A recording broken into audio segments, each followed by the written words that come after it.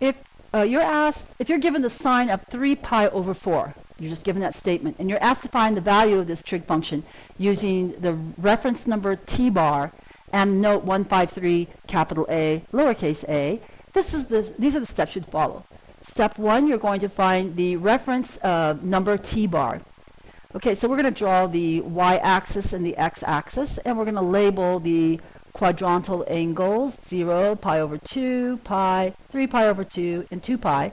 But our number t is 3 pi over 4. It has a denominator of 4. So in order to draw this, locate the terminal side of this number, we need to get a common denominator on our quadrantal angles. So we're going to rewrite them in the form that they have the denominator 4. So pi over 2 becomes 2 pi over 4. Pi becomes 4 pi over 4. 3 pi over 2 becomes 6 pi over 4. And 2 pi is 8 pi over 4. And now it's easy to locate the location of the terminal side of t equals 3 pi over 4. It's in the second quadrant. T equals 3 pi over 4. Okay, so we're interested in the reference number. The reference number is that angle made with the closest x-axis. That's t bar.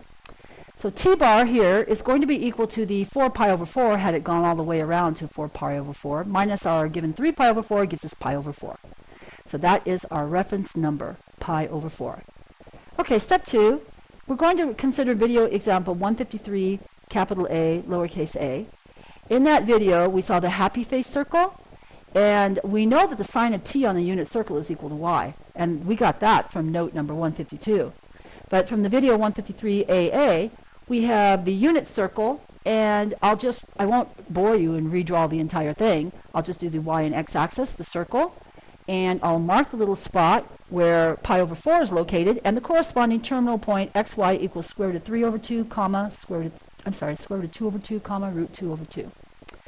Okay, that's our xy. Now we know the sine of t is equal to the y. Okay, but what do we have for sine of t bar? Well, sine of t bar is the sine of pi over 4. That t bar was pi over 4, and that's equal to y according to our definition from note 152. So that would be the y-coordinate square root of 2 over 2. Now step 3. Find the sign, positive or negative. Okay, we want to find out the terminal side. Consider the terminal side of our given real number, 3 pi over 4. It terminated in quadrant 2. Did you see that at the top? It terminated in quadrant 2. So we're interested in the positive or negativeness of the sine function in quadrant 2. And of course, we're using quadrant 2 because in step 1, we saw that t terminated in quadrant 2. Okay, so that implies that the sine function in quadrant 2 is going to be positive. See, the s, signs are positive. Step 4, then we'll just evaluate the sine of the given t. It's going to be equal to the plus or minus, according to what we determined, of the sine of the reference number, t bar.